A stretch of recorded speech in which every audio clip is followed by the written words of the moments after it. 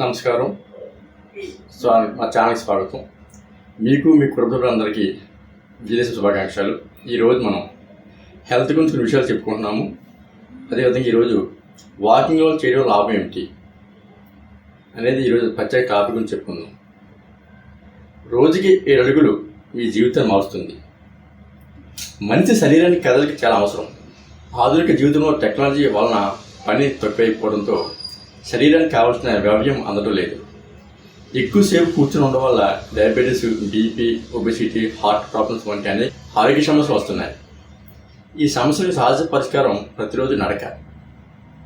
ప్రపంచవ్యాప్తంగా వైద్యం చెప్తున్న ఒకే ఒక అద్భుత సూత్రం ఏంటంటే రోజు కనీసం 700 అడుగులు నడవాలి అంటున్నారు. ఇది కేవలం వ్యయం కాదు, జీవితాన్ని మార్చే శక్తివంతమైన 700 అడుగులు నడవాలి అంటే అమెరికాలోని అనేక పరిశోధనల్లో 700 అడుగులు నడిచే వ్యక్తులు 4000 అడుగులు మాత్రమే నడిచే వారితో పోలిస్తే చాలా ఎక్కువ ఆయుర్దాయం కలిగి ఉంటారని నిర్ధారించారు. 700 అడుగులు అంటే సుమారు 5-6 కిలోమీటర్ల నడక. ఇది రోజుకు 45 నుంచి 60 నిమిషాలు మాత్రమే పడుతుంది. అంతకు మించి 1000 అడుగులు నడిస్తే మరింత మంచిదే, కానీ 7000 అడుగులు కనీసం తప్పనిసరిగా ఉండాలి అంటున్నారు శాస్త్రవేత్తలు. శారీరక ప్రయోజనాలు: నడక వల్ల రక్తంలో చక్కెర స్థాయిలు క్రమబద్ధంగా ఉంటాయి. డయాబెటీస్ ఉన్నవారికి ఇది సహజమైన మందు లాంటిది. బరువు కూడా తగ్గిస్తుంది. క్రమంగా నడిచే శరీరంలోని అదనపు కొవ్వు కరిగిపోతుంది. 30 రోజుల తర్వాత తేడా గమనించవచ్చు. ఇక రోగ నిరోధక శక్తి పెరుగుతుంది. ఆక్సిజన్ బాగా అందడం వల్ల ఇమ్యూనిటీ అవుతుంది. సీజనల్ జ్వరాలు కూడా అలసటలో తగ్గుతాయి. మానసిక ప్రయోజనాలు: నడక వల్ల ఎండోర్ఫిన్స్ అనే హ్యాపీనెస్ హార్మోన్స్ విడుదలవుతాయి. డిప్రెషన్, ఆందోళన తగ్గుతాయి. మెదడు స్పష్టంగా ఆలోచించే సామర్థ్యం పెరుగుతుంది. నడుస్తూ సంగీతం వినడం లేదా ప్రకృతిని ఆస్వాదించడం మనసుకు ప్రశాంతి ఇస్తుంది. ఇక జీవితంలో మార్పులు: ఆత్మవిశ్వాసం పెరుగుతుంది. ఆరోగ్యంగా ఉన్నప్పుడు మనకు చేసే పనులకు నమ్మకంపై పెరుగుతుంది. నిద్ర బాగా పడుతుంది. రోజంతా కదలిక వల్ల రాత్రి శరీరం రిలాక్స్ అవుతుంది.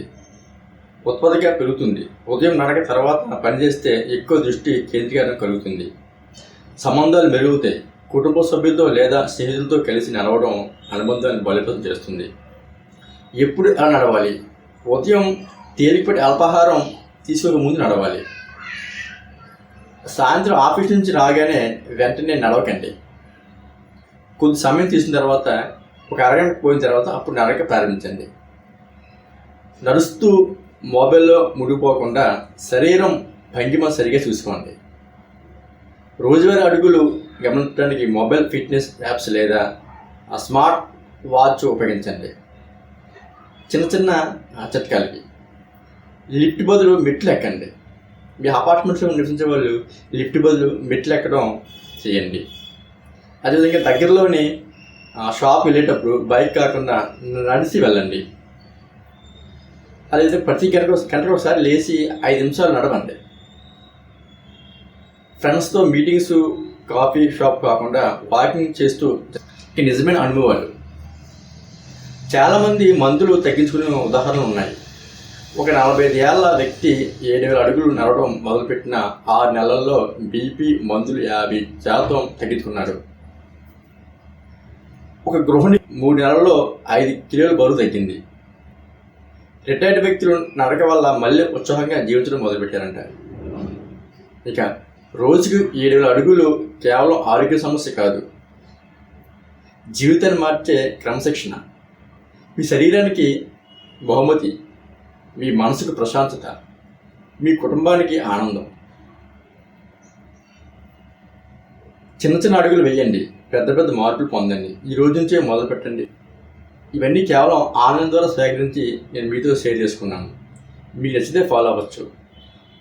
ఇలాంటి విషయాలు చెప్పడానికి ఒక డాక్టర్ అవసరం లేదు, మామూలు సామాన్య వ్యక్తి సరిపోతారు.